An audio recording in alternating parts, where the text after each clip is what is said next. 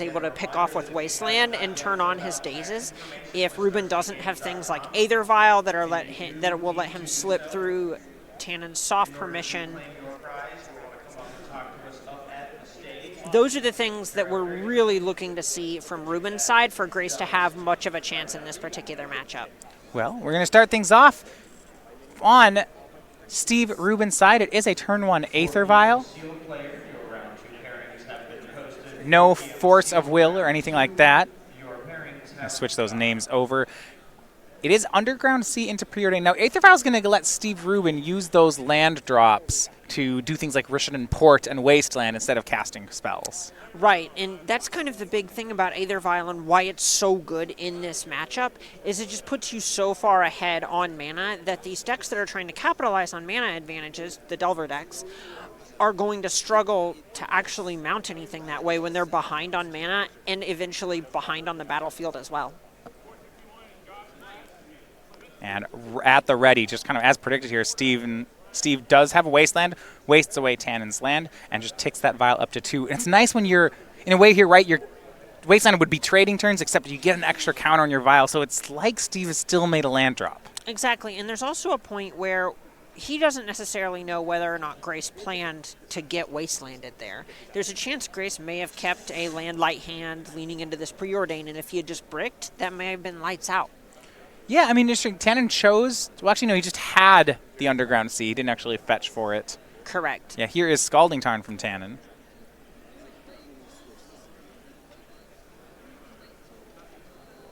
Looking at the list, one of the key cards from the Is It Delver side that I'm looking at out of Tannen Grace is the 3 copies of True Name Nemesis. Once they're on the battlefield, it's actually pretty hard for Steve to deal with the card. Right, that's one of the only tools that Grace really has that this Death and Taxes deck doesn't have a good way to interact with. And it's interesting that Rubin chose to leave his Aether Vial on 1 here. That was really interesting to me. Did not tick it up, and that was a very intentional move. You saw end step, he kind of did the fake out of tapping it. Right, exactly. Here he's trying to bluff whether or not he has this Mother of Runes, and he's working very hard to represent it. The idea here is he wants to put it onto the battlefield when Tannen taps low and can't just bolt it before he untaps with the Mother of Runes. It's a real mind game going on here, right? Because you're looking at this, and then if Tannen taps out to play something, I mean, Mother of Runes will enter the battlefield, stop being summoning sick, and once a Mother of Runes is online, Tannen has to change the whole way he plays the game. Right, and honestly, this is an incredible play. We have this Rishadan Port that could even tap down Grace's colored mana source to force Grace to have some sort of action. All right, well, Tannen will tap out, which means Mother of Runes could make it through the upkeep. It's Young Pyromancer. Steve going to Swords to Plowshares away the Young Pyromancer. And Tannen's thinking about protecting it with Force of Will. This is one of the more important cards for Grace's plan here because it doesn't look like he has another threat in his hand, and he just needs to start applying pressure. Rubin's cards are more powerful, and so if the game goes for another, say, 10 turns, that's going to favor Rubin pretty heavily unless Grace is able to pick up something like True Name Nemesis. And Tannen has decided, yeah, it is time for Force of Will. Force of Will pitching True Name Nemesis. A big cost paid for Tannen, but he will get an elemental token. Right, that doesn't feel particularly good, but the rest of his hand is cantrips, and if you're committing this resource here to keeping Young Pyromancer around, you do want it to have an effect. So, Young Pyromancer lives. And we see an elemental token. And Steve, end step, Vials in a Mother of Runes, untaps, makes a second Mother of Runes. Combat will be difficult for Tannen here. This is rough. This is really rough. This just puts Tannen in a spot where, what do? Answer the summoning sick Mother of Runes when there's another Mother of Runes on the battlefield? Yeah, looking at it, he does have 1 copy of Forked Bolt that could do something here. But yeah, almost makes you want that True Name Nemesis back. Right, this is the spot that, this is kind of the issue. Mother of Runes is more powerful than so many of the cards in this Is It Delver deck, and eventually it will be able to protect things like Stoneforge Mystic.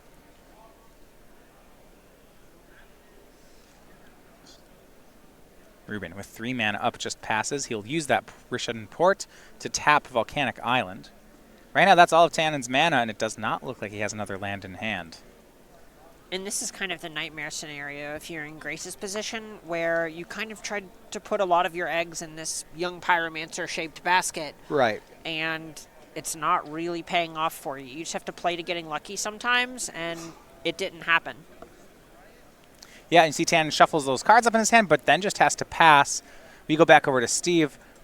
Cranks Aether Vial to 3, and now he seems to have control over the board. He doesn't have a way to pull ahead yet. I think that's what that vial is setting up to do. Exactly. We see him just rolling it up here. We can see he has a Flicker Wisp in his hand as well, so that's poised to do some damage.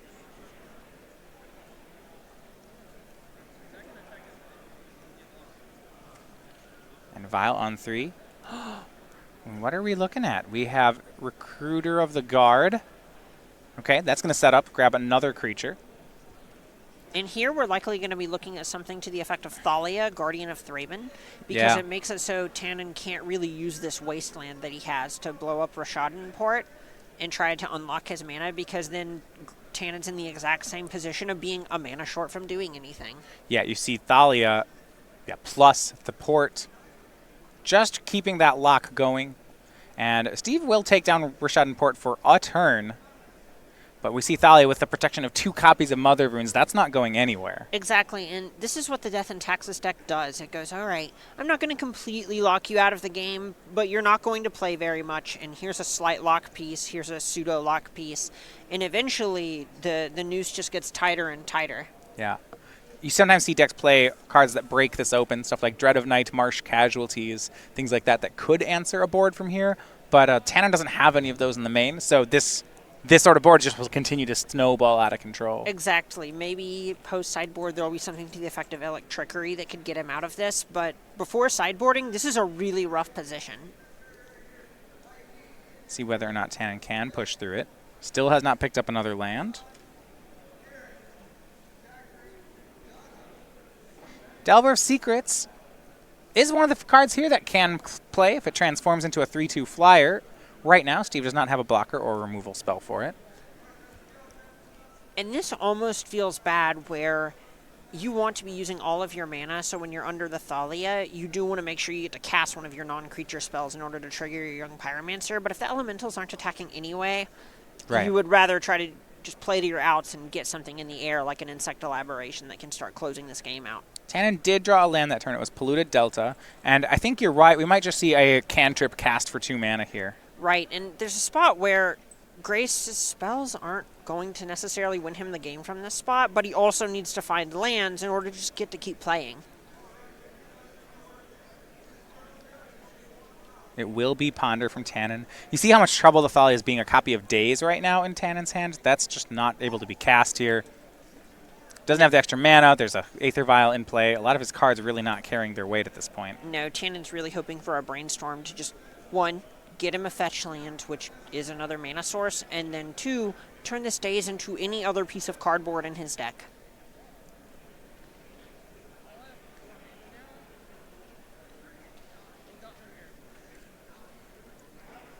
And right now it's debating on the top 3. It's hard in this situation because you can see some pretty good top 3 cards, but if they're not good enough to win the game, you still have to send them back. And we saw a Spell Pierce and a land hiding out up there. At this point, Spell Pierce just isn't actually doing anything. Remember, Grace is the aggressor here, and that card is not going to cut it when you're behind on the battlefield. No, he really feels like he's looking for more threats. You know, a True Name Nemesis would be very welcome here. Another Delver, another Young Pyromancer probably. Right. Anything that's a threat. Those would be great. Terramander would be incredible here. Draws off the Ponder and passes. So we go back over to Rubin. Time of the round. Starting with the current player, you have 5 additional turns to complete your match. Current player is turned to 0. If you have a time extension, please. Couple cards remaining. I do feel like because Rubin got that Thalia, he might have more pressure in his hand. Remember, Recruiter of the Guard could have gotten something like Stoneforge Mystic, but he chose for it not to. Right, and it looks like he has a Palace Jailer in his hand, so he may just be trying to prolong the game with this Thalia in order to draw a ton of cards by virtue of being the Monarch. Yeah, Palace Jailer can remove the Delver, and the Delver is the only creature here that really is threatening to take the Monarchy away from him. Exactly, you can just put creatures in front of elemental tokens and not be too worried about it. So upkeep Steve does draw for 3 mana. He's going to go ahead and put Looks like it might be 4. He's Legend Ruling Caracas. So floats 3, makes a 4th. And it is Palace Jailer. When Palace Jailer enters the battlefield, you become the Monarch, and you exile for a creature as long as you are the Monarch. And this is just so good for Rubin. He knows that there's no Daze or Force of Will coming because of this Thalia. Tannen offering an Elemental token. No, I believe Delver of Secrets. See, they're placed under the Andrew Jessup token. The notorious AMD. And when you are the Monarch, at the end of your turn, you draw a card. You see that card advantage engine start to wind up here for Steve Rubin. Rubin's starting to try to suss out how much pressure he can start applying here while remaining in control as the Monarch.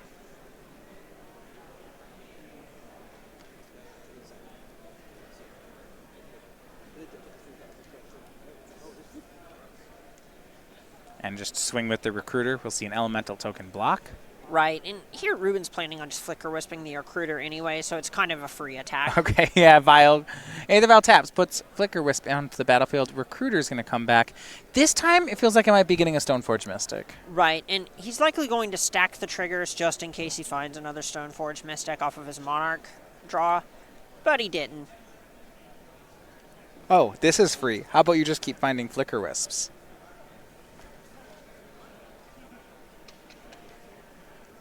Remember, you can't. Yeah, Recruiter the Guard. Unlike Imperial Recruiter, it is toughness. See, it's the white effect instead of the red one, so you can find 3 ones. Right. The other Recruiter. Right. Red Recruiter cards find creatures with power 2 or less.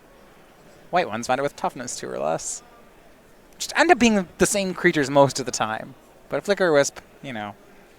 Listen, you're just building the world's slowest Squadron Hawk, but they're bigger Squadron Hawks, so that's nice.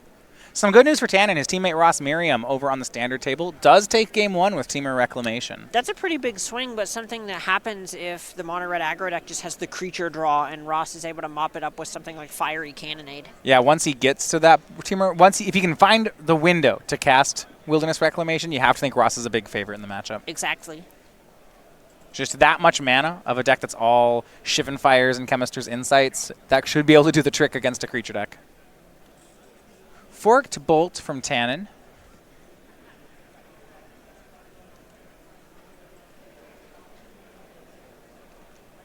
Remember, a bunch of Mother Runes in play, so still a difficult one. See the targets for it here in just a second. Looks like it targeted the Thalia and the Flicker Wisp.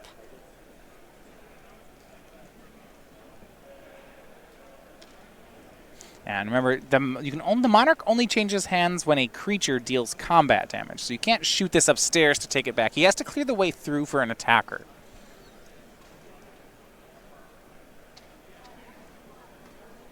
Yeah, 1 to Flicker Wisp, 1 to Thalia. Mother Rune saves Thalia, lets Flicker Wisp go, because he doesn't want to tap the other Mother Runes to take care of the other one. Right. You have another Flicker Wisp on the way. But here, however, is a creature that can threaten to take that monarchy away from Steve Rubin. It is the Terramander. Jim going to make that, or Tannen rather, going to make that play. Now, as we know, there's another Flicker Wisp in Steve's hand, so things are going to get dicey. But so far, Tannen managing to keep pace. Over on the modern table, we have Pete Ingram, a Game 1 winner over Jim Davis, so results even up on the other 2 boards.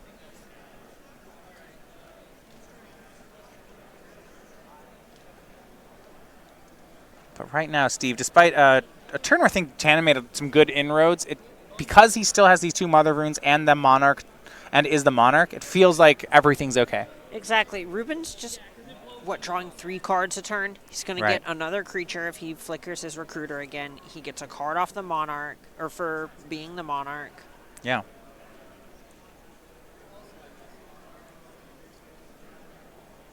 And Phyrexian Revoker. It's even, you know. This tightens the noose a little more on the board. This Terry will never become scary. Yeah, you're right. You can name Terramander, and then it can no longer adapt I think outside of that and like Wastelands and Fetchlands, they're not looking at too much. Can't name lands with Revoker. Well, then it's Terramander and... Some lists have Grim Lavamancer, but Tannen didn't have it this weekend. So, and with deck lists face up, he just knows Terramander and nothing else. Tannen will daze. Now, it's going to get paid for. He wanted the Elemental token here. Revoker does name Terramander. And now Flicker Wisp with that Aether Vial is the last play for Steve. Again, he's going to flicker out the Recruiter of the Guard. Flickers back in. I think he has some Flicker Wisps left in his deck. No reason to stop now. And that's exactly what he'll do. Thumbs a Sanctum Prelate to the front and goes, you know what? Nah. I like this flavor. Let's stick to it. Yeah, I mean, I can't think of a number that you're just truly scared of. Or a card, something you have to name with Sanctum Prelate. No, not in the main deck at least.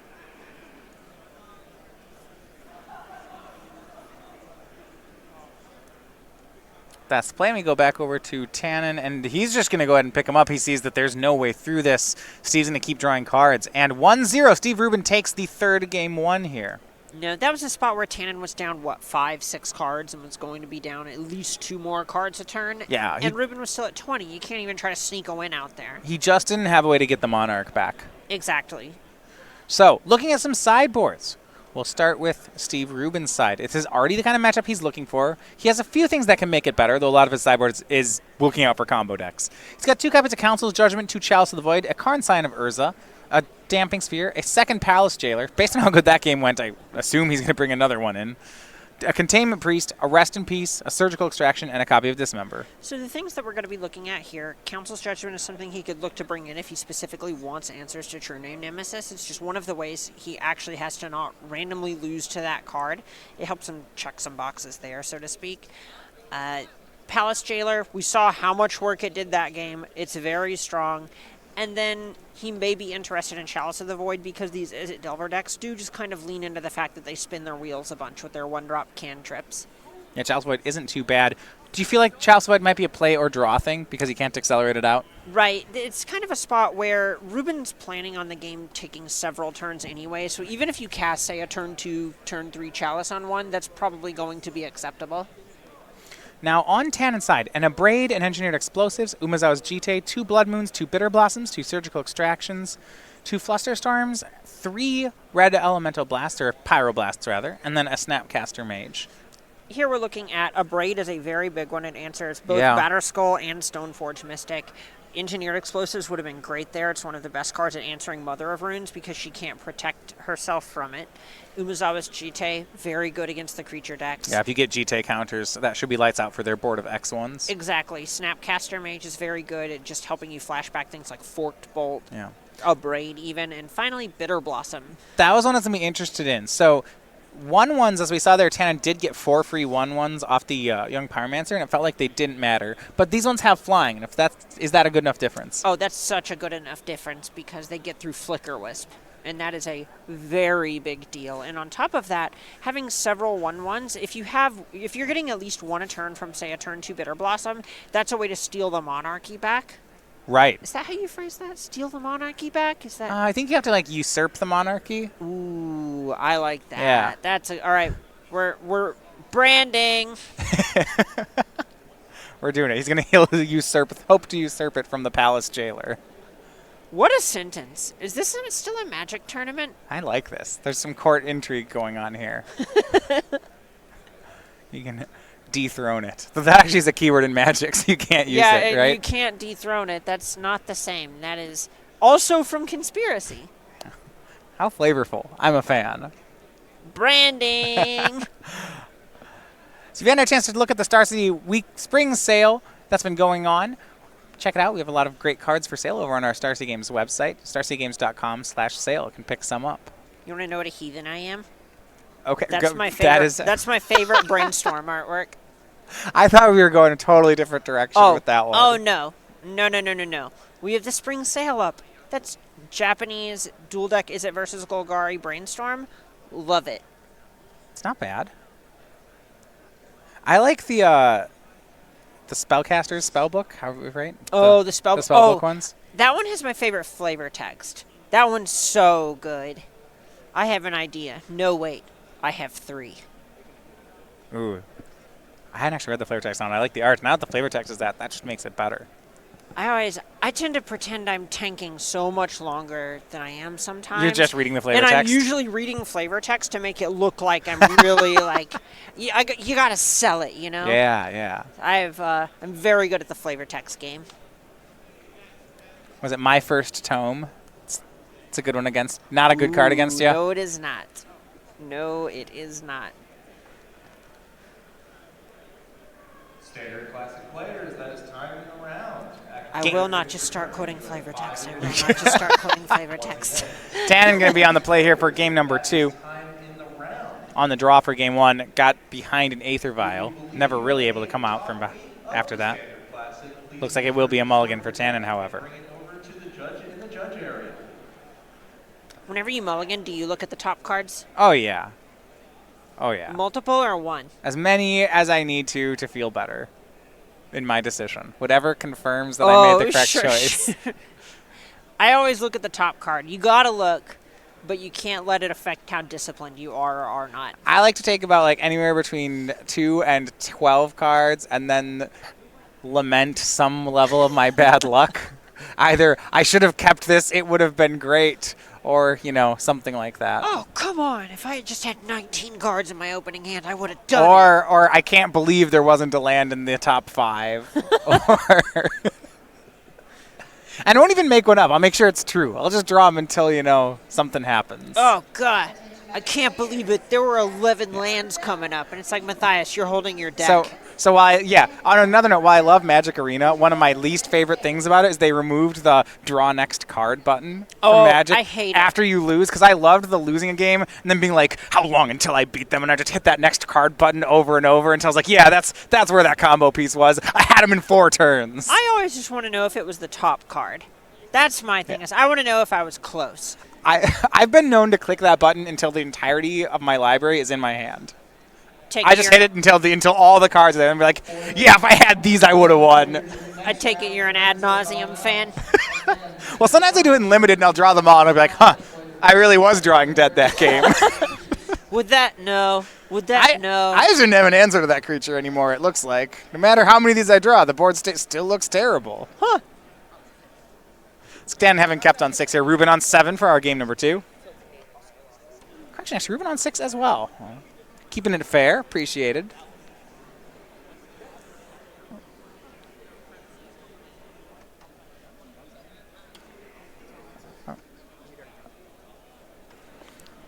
So, lands both for the first couple turns.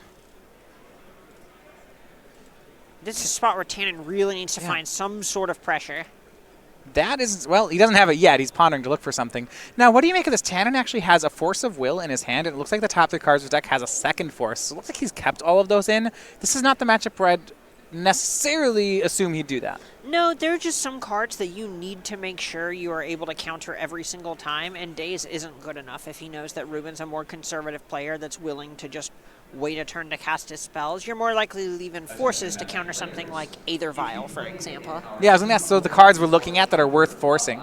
I guess Mother of Runes here. Steve Rubin's playing that one. But that's not going to earn the Force of Will. Tannen had forced this blue card and was not interested. Maybe we're going for True Name Nemesis here? Either that, or we know there's an Abrade hiding out in Grace's hand. He may just be looking at a more traditional form of removal at this point. Sure. It does have 2 copies of Force of Will in the hand. If you feel like you already have artifacts covered anyway, Abrade is just a very expensive removal spell, so you got to cast it while you can. All right. Going to be a Lightning Bolt taking down Mother of Runes. Big upset here. The team of Zhao, Clark, and Foe defeating Dilks, Ayers, and Magales, moving on to the semifinals. Well, that's a big swing.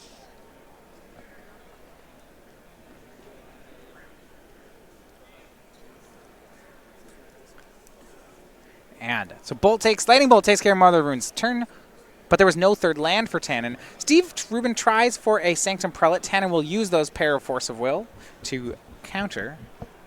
See if he can hit something in reply. Draws another basic island. So this is True Name Nemesis mana if he can find one. Right, and this is the spot where you don't feel good Force of Willing this Sanctum Prelate, but It just holds all of the removal Yeah. that Tannen has in so many situations that you're kind of priced in. Yeah, I mean, it's getting set on one every time in this matchup. Tannen already had a Brainstorm in his hand. That's a pretty easy force of will. Exactly. Right, you can't see a world where Sanctum Prelates has any other number, do you? No, unless you have the hard read on a very specific card and ways to protect it. It's definitely one of those maybe, but not in the real world types of things. So Tannen does complete the Brainstorm there. Now, he doesn't have a fetch land, so those cards he put back, he is redrawing them for right now. We go to Steven. How about this Palace Jailer? Just to gain the Monarchy. There's no creature to remove, but that's fine by Steve. He'll draw the card. Yeah, we take personal Howling Minds. That's fine. This card's Yeah. basically just a Planeswalker in this spot. It's going to take Tannen at least 2 turns to become the Monarch. So that'll be 2 cards on Rubin's side. And we see Rubin has at least a Council's Judgment hiding out in his hand here. Ooh, now, Snapcast. Look at this. Snapcaster Mage from Tannen at an end step. Ooh. This is a huge swing. Swing comes back and hits for 2, takes the Monarch token, usurps it back over to his side of the board, and now Tannen is drawing extra This cards. is how it happens. This was how a big Tannen turnaround. wins this game. Is now he just has cards coming, so his cards don't always trade favorably. But if he has twice as many of them, this is how he does it. Yeah, I mentioned it would take Tannen 2 turns, and then he proved us wrong with the Snapcaster Mage. Nothing like that's going to happen to Steve. He does have a second Palace Jailer. Hold on. It immediately takes the Monarchy back. Now, if Tannen can remove it, he gets his Snapcaster again. Things are fine. Well, it's not a matter of removing the Palace Jailer. He's to attack through it. Right. You have to usurp it. You have to This is become gonna the take Monarch, so right. long. And then he gets the Snapcaster Mage back. It's 2 huge swings here. We go back over to Tannen. Now he finds a Delver of Secrets. That's a creature that could attack back, that could get him that Monarch token. Right, and this Brainstorm even gives him the opportunity to set it up to transform on the following turn. And it feels like it just has to. I mean, Steve's already getting extra cards off the Monarch token. Exactly. You really need to find a way to take that Monarchy back. Excuse me, usurp the Monarchy. We're branding here. But if Tannen can't do that soon, this is just going to run. We're going to see Rubin run away with this game. All right, so the Brainstorm. Here is Delver of Secrets from Tannen as well. With that, I'd like to welcome you to your ninth and final round of Swiss. You have 50 minutes. Please begin. And back over to Rubin we go. 5th land, 3 mana, Council's Judgment. At this point, he's just every card cantrips. If he removes the Delver, that's another turn where he'll get to draw an extra card. He's just trying to, as long as he can hold on to this Monarch token, nothing is going to go wrong on Steve's side. Right, and this is just, honestly, this is kind of level 0 who's the beatdown type of stuff, where Rubin is not actually trying to win the game. Yeah. He just needs to not lose, and he'll get around to winning because he'll have twice as many cards as Tannen. Yeah, with enough extra cards, that is what's going to matter here. Attacks in with Palace Jailer, going to go for Mother of Runes as a follow-up. And you notice he can be a bit more carefree with this, as opposed to, trying to protect it or something, because he just has more cards coming. Right, he's putting Grace in a squeeze. He realizes that if Tannen commits time to answering this Mother of Runes, then he's not committing time or resources to applying pressure, which then translates to Rubin remaining the Monarch. So big swing here puts Steve Rubin ahead in this game. Now a swing the other way, our first match result, Ross Merriam, a 2-0 winner on the standard table over Frank Skarren. So he's trying to move them on to the semifinals, but he's going to need help from one of his teammates. Right, big relief from Grace here. Yeah, he can lose this and it will still be okay. Yeah, if I were to describe this game, I would probably say that things are not looking good. And here, let's wait, you might have another swing. Umezawa's Jite, one of the pickups from Steve Rubin. If it can connect onto the Palace Jailer, it's going to get all that much harder for Tannen to stick a creature. The door is closing for Tannen Yeah. here. This is very rough. It feels like True Name Nemesis might still be enough at this point, but no later than next turn. Exactly. This is something where Tannen needs it, and he needs it right now. Vapor Snag on the Palace Jailer says no to the GT counters. Steve picks up the creature. Doesn't Tannen know the top card of his deck from Brainstorm? It's either the top card or he just drew that one. It was a bit ago. You're right, because there has been no fetches. There's no shuffling since then. So it's hard to imagine he put a good card second down. I believe it's a Wasteland that's coming up. 2-mana Stoneforge Mystic from Steve. That's going to be a Daze on Tannen's side. Counters the 1/2. Daze countering something when the opponent has 6 lands in play just always feels like such a huge win. That part does feel good, but Steve again drawing another card. Tannen is down to 3 cards now, and one of them is that basic island he just picked up. Right, and this is the spot where even though he did feel like he got a little mini victory in that exchange, Rubin's happy to just exchange resources when he's getting so many more than Tannen has. A Wasteland and a GT from Tannen. The last card is Basic Island. He brings the Wasteland so that the factory can't pick up GT counters. You can see Grace nudging the Jitty over to Rubens and saying, hey, He's Legend Rule. Yeah. Back when it was printed, that is exactly how that worked. Oh, yeah. There were the creatureless control decks playing Umezawa's GT just to blow up other GTs. Yes, the best. That was the best removal spell for the GT. It's the one. It's the way to remove it you could main deck. That's the only mono blue answer to resolved artifacts.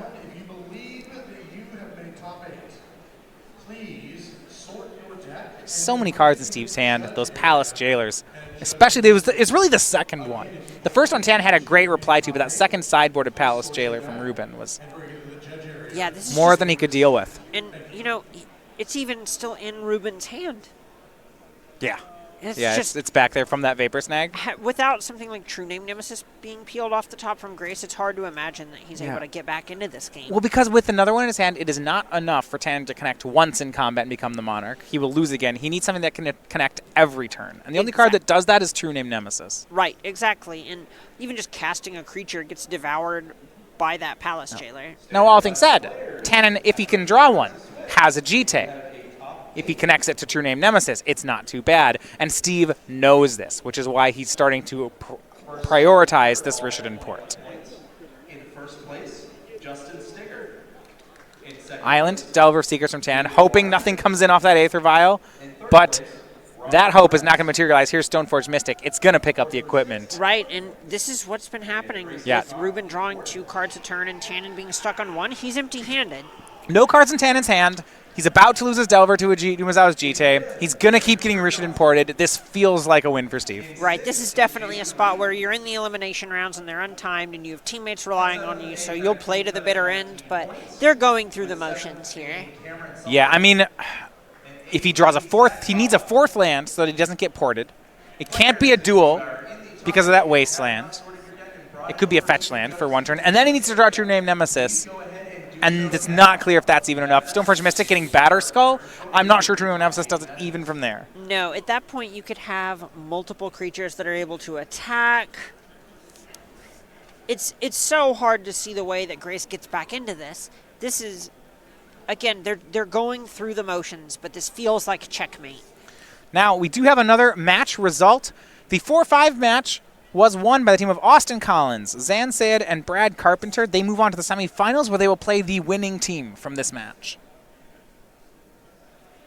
Which is, yes, Austin Collins again. Oof. Do you think he's going to get that second trophy to carry around? Oh, wow. There we are still, right? He's been 5th on our leaderboard. He's been carrying around a trophy from last week, all tournament. I mean, you got to beat the champ if you want to become the champ.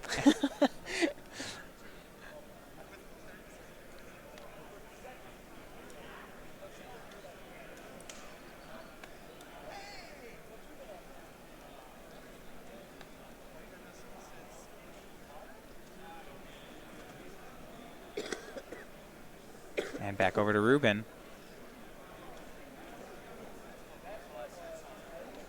Just making sure he can clean this one up. GT onto Stoneforge Mystic. Right. It's Rubin's at the spot where he's thinking, all right, I've won this game. How do I not lose this game? Yeah. Hits in. 2 GT counters. Tannen down to 15. It's going to kill off that Delver of Secrets. And Tannen says that's good enough. He picks up the cards. So 2-0 for Steve Rubin, which now puts pressure on the captain here at BCW, Jim Davis. Playing against Pete Ingram. This is a good matchup to have to rely on. Mono Green Tron historically is very favored against Izzet Phoenix. We've watched Jim beat up on this exact matchup at least once this weekend. Yeah, we've seen it. And so I like where Jim is. However, it is... Well, we're picking up the cards. We'll confirm that we're going to Game 3 here. And they are. Jim picks up Game 2, so it's going to be 1 game to decide it. All right, fantastic. I like the match from Jim now. He's going to be on the draw for the 3rd game. post-board. Does that play into how do you feel about that one? That's a very big win for Peter Ingram. The big reason is that it gives him the ability to spell pierce things like Expedition Map, the early mana rocks, or what do we call those? The chromatic rocks? The baubles? The eggs? Usually call them, I think some people just call them chromatic spheres. Just calls them all spheres or stars. All right, Chromatic Sphere, Chromatic Star. It gives him a chance to spell pierce the early plays that he normally would not even have a land on the battlefield yet for. Yeah. I feel like eggs is the term, but they only ever say that when you're playing an eggs deck. No one says like, oh yeah, Tron, it's got like 8 eggs. I've never heard that. And then his Expedition Map an egg, I do really like the eggs deck though, so I kind of want to use that one, but I guess you're right. I like it. It goes back to when there actually were the egg cards. Oh, I love like Sunny Dark Side Water Up. egg, yeah. Second Breakfast. I remember that deck. Yeah. And you had your egg lands. You could second sunrise those. Those are nice. Those are broken. Lands that sack for 2 are just good Magic cards. You get to play Tinder Farmer in that deck. I have played a lot of the original Second Breakfast deck / Sunny Side Up. How else do you beat the Eternal Storm? You race Mind's Desire, because instead of playing Mind's Desire, you decide to beat Mind's Desire. I was just played Mind's Desire. That is smart. Yeah. These lands that sacrifice for 2 let me play Mind's Desire quicker. Look, I was new to Magic and was very excited to get to play with my Mirrodin bulk rares in an Eternal format. Ooh. You got to play Second Sunrise. You got to play Reshape. Yep. It was nice. So Ingram being on the play certainly an advantage. Is it enough to push this Game 3 into his favor? I'm going to say no outside of some of his nuttier draws, but it is very possible for him just to say on turn 3, transform a thing in the ice, get back an Arclight Phoenix, and have Jim at 10 or less life. And if Jim's only play from there is something like Karn, that's not going to be good enough a good chunk of the time. There are certainly things that can break Peter's way in order to win this. He won the first game. Right. So it's very possible. He was on the play for that game. And see the team's kind of looking over the sideboard, making sure they have the configuration they want. Jim is ready for Game 3. Jim Davis and Peter Ingram, former teammates, both one of some of the original metagame gurus from about 3 years ago. Filling in for another one, usually we see Ingram and Skarren playing with one of the Jessup brothers. Right. And, I think Steve Rubin's a fine replacement. Well, he had the Monarch token. Seems to be pulling his... Oh! he has, Andrew was there in the deck box. They got the band back together. Yeah, they seem to be able to find some quality thirds when they need a player for an event. Yeah, they have someone there to help them out. Standard Classic top 8 players. It's always very polite how Ingram and Skarren let someone else top 8 with them, Your Judge Joe is waiting for you, waving his arms. If you're a Standard Classic top 8 competitor, please come to the left And Pete side right here. of the Tan and Grace. Maybe one of the best records at team events here on the tour. Still looking for that first trophy. We say this almost basically the story of every team tournament that we have. Because he's in the top 8 of all of them. I've been saying it all weekend. I'm very excited for the YouTube compilation to come up where it cuts to every time I said they're not going to lose again until the finals. Oh, no. And then don't do it. We're going to have the end of the YouTube compilation where it fades to grayscale with you announcing that BCW is losing again in the finals. Oh, no. But before they do that, it's Jim a tragic Davis is going to have to story. make it out of the top 8. Still has to win this match. It's not locked up yet. We know it is, but it's not. Hard. You don't want to play this team in the top 8. They have a very good record in top 8s. No, but sometimes you see that they heard win their top 4, and you realize that your top 4 match is kind of like the finals, because if you get paired against BCW, it's a bye, right? Oh, wow. It's just, it's just not time. Very excited for them to watch these replays and just watch the arm or the hair singe off their arms.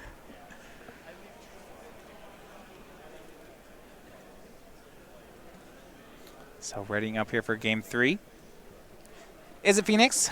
A couple copies here in the top 8. Ben was the most popular modern deck on day 2. Tron well represented as well. Big reason is Tron just beats up on it at Phoenix. This is a matchup they would want it to come down to. And it does it convincingly. One of the big signs of when the Tron deck is very good is when Worm Coil Engine actually lines up well against what people are doing. And that's exactly it. See Jim having boarded into his Thrag Tusks as well. See Expedition Map and a Tron piece. There's a lot to like here. Does he have other lands? That would be the question. He does not.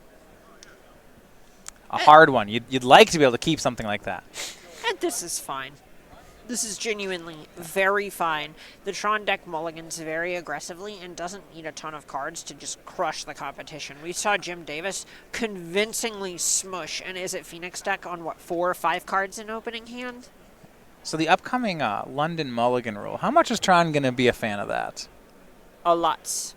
I feel like, Tron already mulligans really well. Oh, yeah. And it's just going to get better.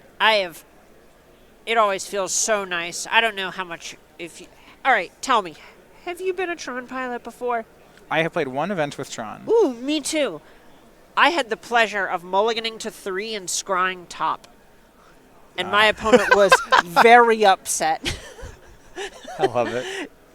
Had the turn 3 Worm Coil. You can tell I was very good at the deck. It was all skill testing. My experience with Tron was, it was an 8-round tournament. I went 6-2, losing the win in.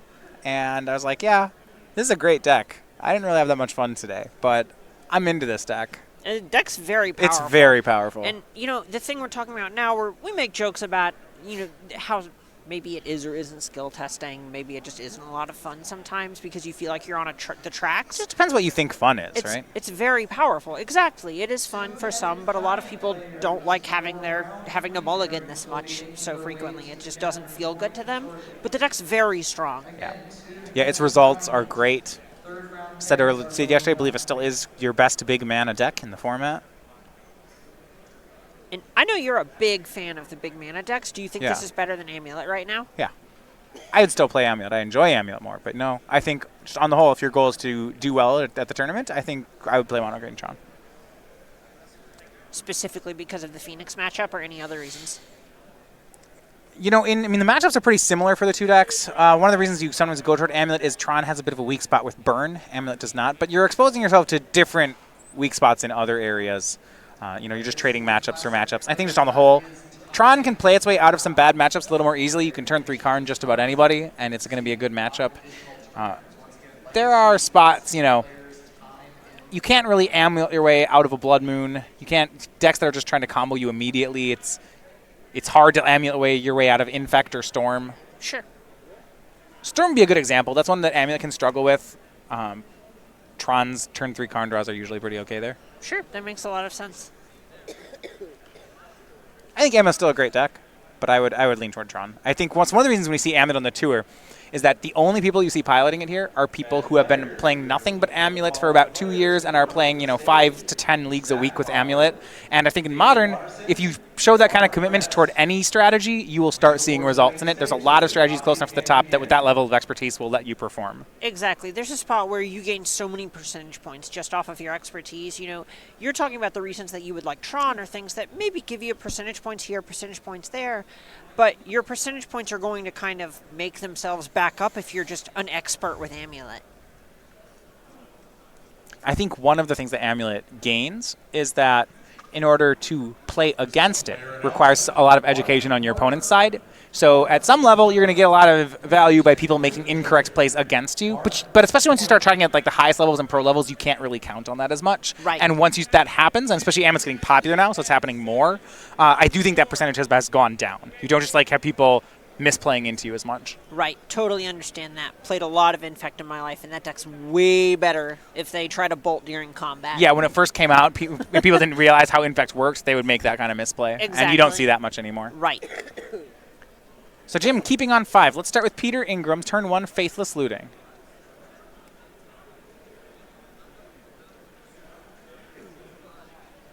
Discarding. Just a pair of lands, no Arclights. Gotta like that one if you're on Jim's side. Urza's Tower, Expedition Map. Mulligan what? Who even cares? There's another Tron piece in his hand. Now, it might be another Tower. And there's honestly a strong argument if Davis has another land drop where he could wait to crack the Expedition map to Yeah. see what other Tron piece he draws, or if Ingram has, say, a Blood Moon on 3, then Davis could crack it to find basic Forest instead and just abandon the Tron plan altogether. And that's exactly it. Yeah, the second piece in his hand is another tower. So he doesn't have turn 3 Tron set up. Just give it a second. Jim's Yeah. a great Tron player. Don't worry, Tron does this all the time. He'll Just- figure out a way. Just give it a second. Thing in the Ice, the turn 2 play here for Pete Ingram. Jim, can he find a Tron piece? Draw? Uncertain. It was Relic of Progenitus, so only other land's a tower. Tower, Oblivion Stone, Relic. He just needs that mana. The hand doesn't really do anything without it. Right, and right now, the big thing that you have to try to figure out is if you want to play Relic in order to try to cantrip into an additional land, because once you crack this Expedition map, you do lose the ability to find whatever Tron piece you're missing. You know, you feel bad if you search up a mine and draw a mine. Yeah, because, you know, oftentimes I'll talk about you're trying to get a hand of three different cards, and the Expedition map is a wild card, so you want to wait as long as possible to figure out what the wild card should be. I kind of like the play here of waiting on the Expedition map. It feels about right. He can always get the land drop next turn. It really depends, though, what that last card in his hand is. Right, and one of the nice things specifically about cracking the map here is it would let him just cast one of these Oblivion Stones next turn and give him the opportunity to crack it the hard way. But here he's just kind of electing to play it safe with Relic of Progenitus instead. And that's what he'll do. Relic is the play. It chips a land out of Pete's graveyard. But it doesn't feel like Jim can really wait. He's just going to crack this Relic right now. Now, by having it up, it does mean if there was a big Arclight turn to transform that Thing in the Ice, Jim will have the Arclights covered. Exactly. Would still take 7 off Thing in the Ice. It's not perfect. You do what you got to do sometimes, but this Thing in the Ice is a very real problem. This is one of the ways that Pete's actually able to apply enough pressure to just close the door while Tron is still developing. Land 3, and here is Blood Moon for Peter Ingram. And you'd mentioned before that because he didn't crack this map, Jim actually has some play against this Blood Moon. Exactly. You know, he doesn't have Tron. None of the cards in his hand cost 1,000,000 mana. He can just play one land at a time. Yeah, and he has 2 Oblivion Stones. You know, you can just make a land drop on turn 3, crack a map. Turn 4, make a land drop and an O-Stone. Turn 5, crack the O-Stone, and maybe everything's okay. Does not have the land here. He drew Sylvan Scrying and Ugin, so feels like a basic forest is in order. Right, and this is actually a really uncomfortable spot for Jim where now that he's having to spend mana to make his land drops, breaking up casting the O-Stone and cracking the O-Stone on separate turns is a real liability for him. Yeah, so he's going to get the forest here.